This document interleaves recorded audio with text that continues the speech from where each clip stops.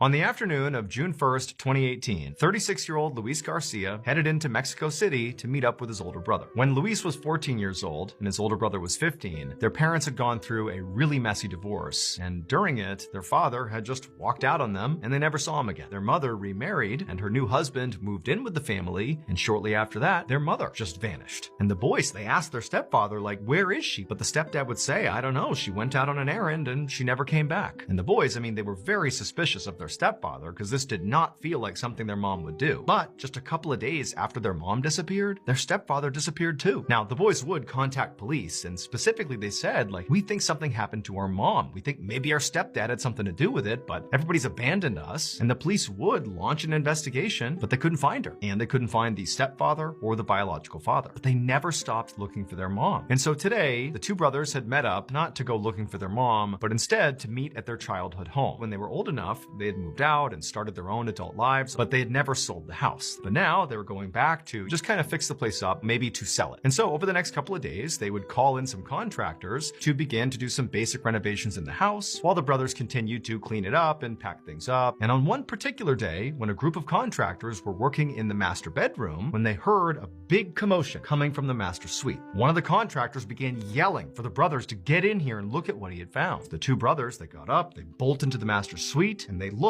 at something that was just sitting on the ground. And at first, they didn't even know what they were looking at. But then the contractor told them what it was. And suddenly, the boys understood what had happened to their mother. It would turn out the brothers were right. Their mother had not simply gone out and abandoned her sons. On the day their mother left and never came back again, somehow or another, she was bound and gagged and stuffed inside the wall of their family home. When that contractor, 2